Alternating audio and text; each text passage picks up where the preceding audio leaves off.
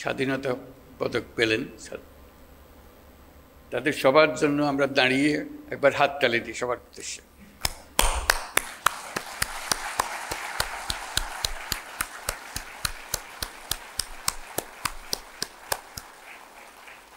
ধন্যবাদ।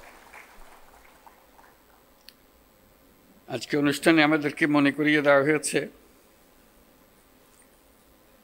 যে মরণোত্তর পুরস্কার দেওয়ার চাইতে জীবদ্দশায় পুরস্কারটা পেলে যে আনন্দ দেশের জন্য এবং পরিবারের জন্য, ব্যক্তির জন্য, তা মরণোত্তর পুরস্কারে পাওয়া যায় না। যাকে আমরা সম্মান দেখাচ্ছি তিনি আমাদের সঙ্গে নেই। আমরা যেন আগামীতে এটা একটা নিয়ম করতে পারি যে যাদের মরণোত্তর দেওয়ার তাদের পালা শেষ করে দিয়ে পর থেকে শুধু জীবিত অবস্থায় যারা আছেন তাদেরকে আমরা পুরস্কার দিই, তাদের প্রতি সম্মানটা আমরা দিই।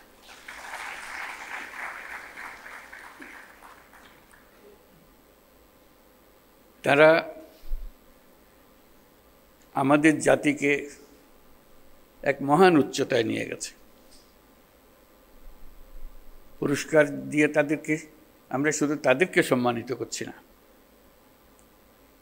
আমরা বরং জাতি হিসেবে নিজেদের সম্মান তাদের মাধ্যমে পাচ্ছি।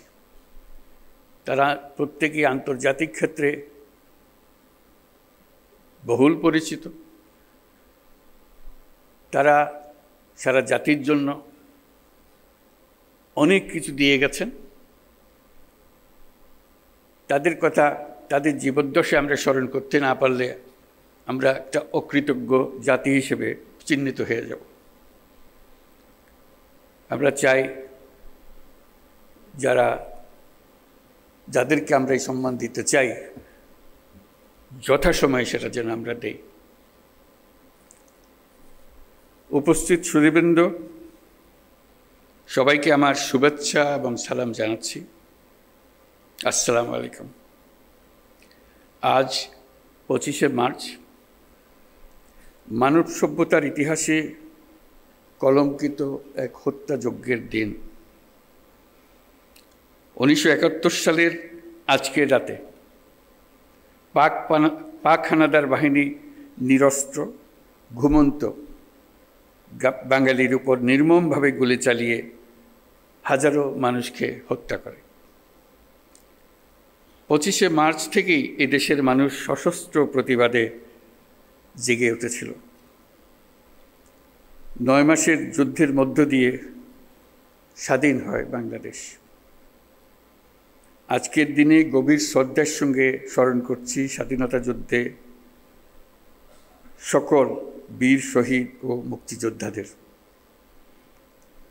1971 সালে স্বাধীনতা যুদ্ধের উদ্দেশ্য ছিল একটি ন্যায়ভিত্তিক সমাজ প্রতিষ্ঠা করা, যেখানে আইনের শাসন থাকবে, মানুষের মৌলিক মানবাধিকার নিশ্চিত হবে এবং একটা বৈষম্যহীন সমাজ প্রতিষ্ঠিত হবে।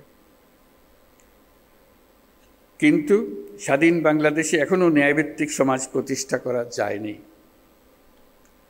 দীর্ঘদিন ধরে এই দেশের মানুষকে তাদের ভোটাধিকার থেকে বঞ্চিত করা হয়েছে। দুর্নীতি, লুটপাট ও খুনের রাজত্ব চালিয়ে দেশে একটি ফ্যাসিবাদী সরকার ব্যবস্থা কায়েম করা হয়েছে। আজকের দিনে আমি শ্রদ্ধার সঙ্গে স্মরণ করছি জুলাই গণ অভ্যুত্থানের শহীদ ও আহতদের।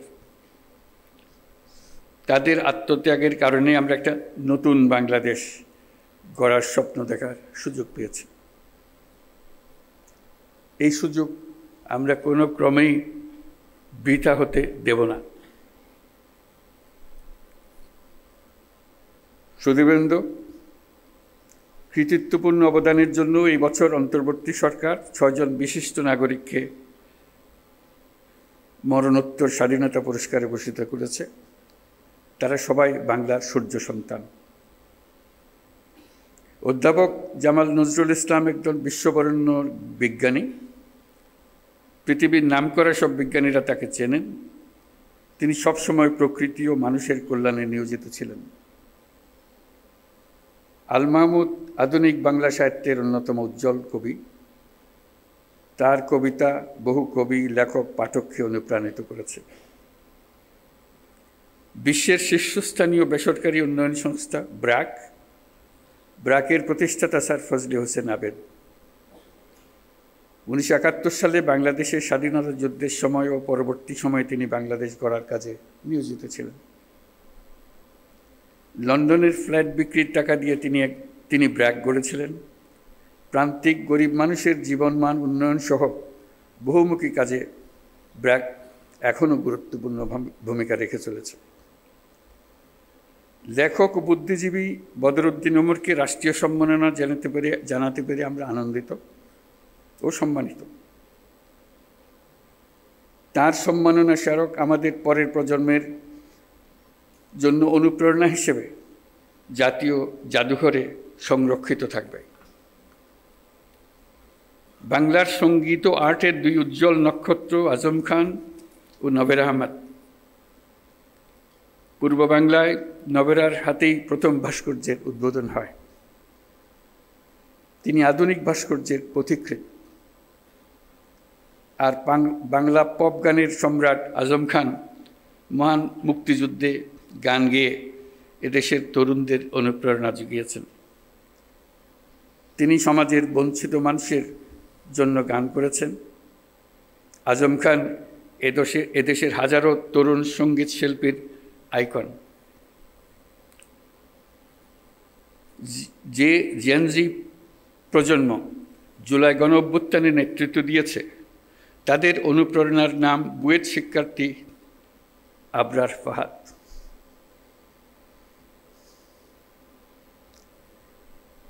সে ন্যায় বিচারের জন্য,